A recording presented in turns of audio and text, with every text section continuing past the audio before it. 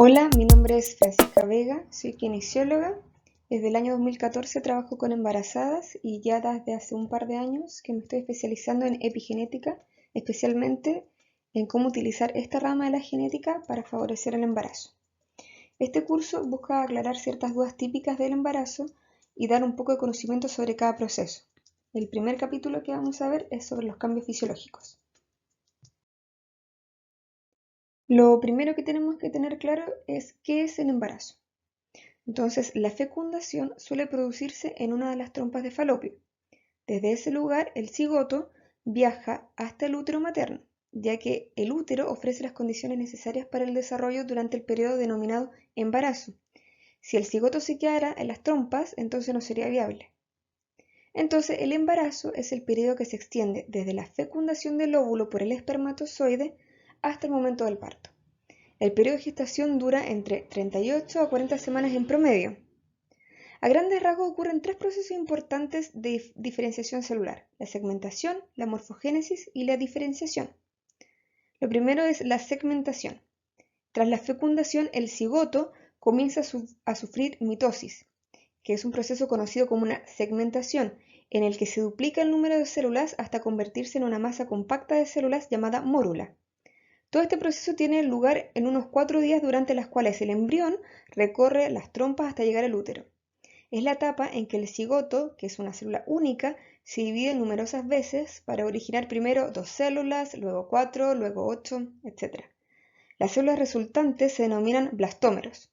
Son más pequeños que el cigoto y, sin embargo, ya poseen la misma información genética que él. Luego vemos la morfogénesis, que corresponde al proceso que dará origen a los futuros órganos del embrión. Durante esta fase se producen divisiones y migraciones celulares, lo que determina la presencia de 3 capas de células: el ectodermo, el mesodermo y el endodermo. Cada una de estas 3 capas celulares serán el origen de los distintos órganos y sistemas del cuerpo humano. Finalmente está la diferenciación, que corresponde al proceso que permite que las células de estas 3 capas celulares se diferencien para generar los distintos órganos del embrión.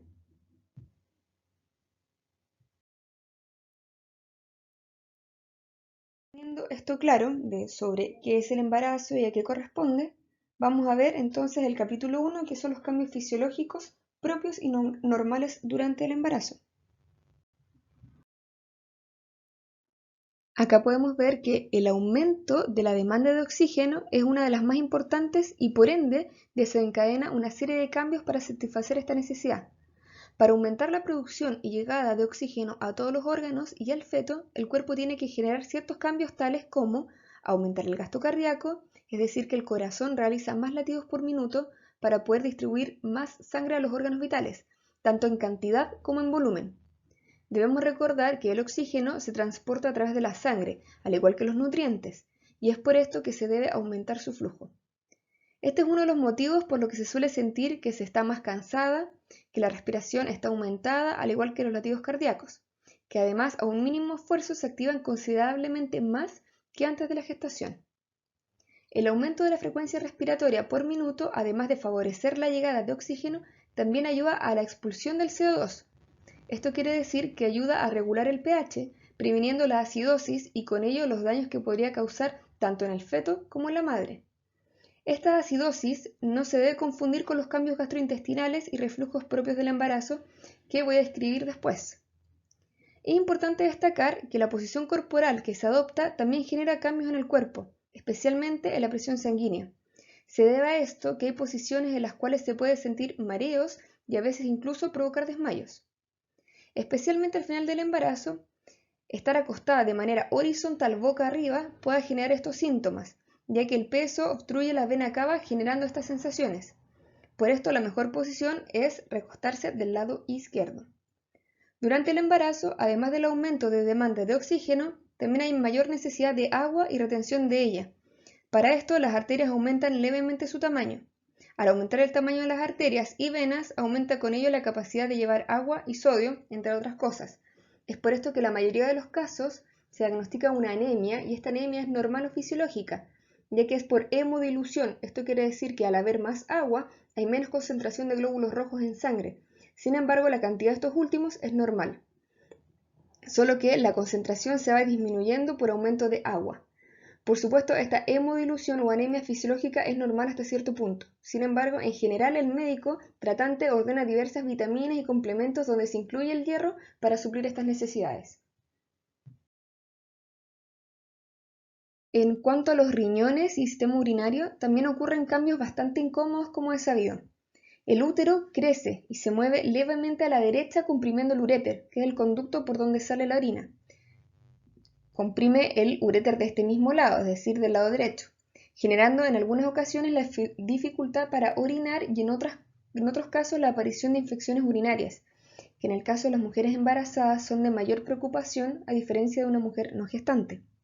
Al comprimir la vejiga, por el crecimiento y rotación del útero, esta envía información de llenado antes de tiempo, es decir, que dan deseos de orinar aunque la vejiga no esté del todo llena. Hay que recordar el aumento del volumen plasmático, es decir, de agua en la sangre. Esto también favorecerá a su eliminación por los riñones y posterior vejiga y orina más veces por día. En ocasiones puede haber pérdida de orina al hacer algún esfuerzo o al estornudar o toser. Esto ocurre especialmente al final del embarazo y es normal en pequeñas cantidades. También hay cambios en el sistema gastrointestinal. Sabemos que en el primer trimestre de embarazo, en la mayoría de los casos está marcado por cambios de apetito, náuseas y vómitos. Y en algunos casos esto se prolonga por más tiempo. Todo esto pasa por cambios hormonales. Como mencioné anteriormente, el aumento de tamaño del útero también va a comprimir el intestino y el estómago, lo que podría causar estreñimiento. En cuanto a la acidez que había mencionado en diapositivas anteriores, se debe a la relajación de un esfínter que se encuentra en el estómago, lo que genera un reflujo de ácido clorhídrico desde el estómago hasta el esófago, que es el conducto por donde pasa el alimento.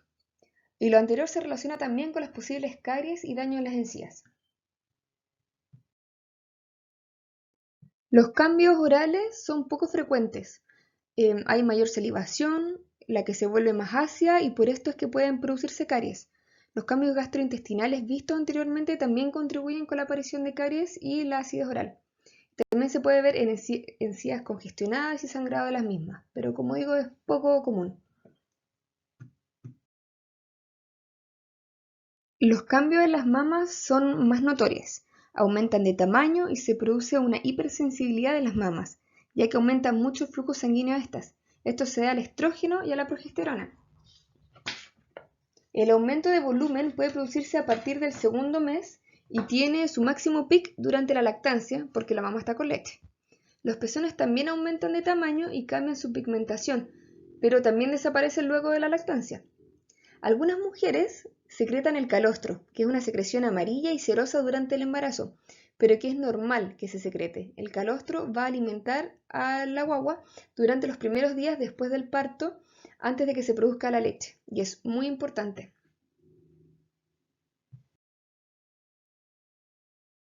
Los cambios dermatológicos o de la piel ocurren especialmente al final del embarazo.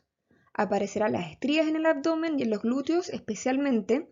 Esto puede ocurrir y también habrá aumento de la pigmentación de la línea alba, que es la línea longitudinal en el centro del abdomen. También va a aumentar la pigmentación en pezones y areola mamaria. También puede haber cambios en la pigmentación en la cara, especialmente si está expuesta al sol durante la gestación. Esto se llama cloasma, que es estas manchas en la cara que salen por la exposición al sol.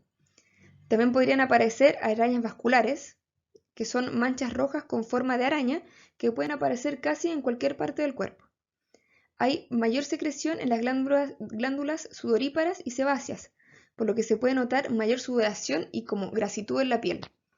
Por lo tanto, es muy importante la hidratación y lubricación de la piel, además para evitar las estrías. Además, sirve utilizar el bloqueador solar cuando uno se va a exponer al sol para evitar las manchas como el cloasma. El edema. El edema es una hinchazón por acumulación excesiva de líquido. Esto se puede dar en distintas situaciones y por diversas causas. En el caso de la embarazada, esto ocurre por la presión que ejerce el útero, que está creciendo, sobre los vasos sanguíneos pélvicos, provocando un enlentecimiento del flujo sanguíneo. Y por esto es que el líquido se queda acumulado especialmente en las extremidades inferiores, en las piernas y en los pies. Debido a esto es que el edema generalmente aparece en el tercer trimestre, donde el aumento de peso es más notable. Sin embargo, esto vuelve a su normalidad después del parto. Por eso se recomienda realizar los drenajes linfáticos de vez en cuando, para sacar el edema y que no sea tan molesto. También van a haber cambios en el sistema musculoesquelético. El sistema musculoesquelético se compone de los huesos, los músculos y los ligamentos. Entonces ocurrirán cambios tales como el aumento de la laxitud de los ligamentos. Esto quiere decir que el ligamento estará más alargado, con menos capacidad de cumplir su función de sostener las estructuras. Y esto puede generar mayor predisposición a sufrir lesiones tales como esguinces de tobillo, lesiones en las articulaciones de las manos, que al agregar el aumento de volumen de agua puede generar lesiones como el túnel carpiano y otras. También en general ocurren al final del embarazo. Además hay un cambio postural dado por el cambio de peso, lo que puede generar dolores de espalda baja, glúteo y pelvis especialmente. Obviamente también van a haber cambios en el peso. Lo normal y saludable es subir entre 8 a 12 kilogramos, es casi 1 kilo por mes. La distribución de este peso se da en 1 kilo el primer trimestre, 4 kilos el segundo y todo el resto el tercer trimestre. Eso es lo ideal. Lo importante es que esta subida de peso vaya con una buena alimentación.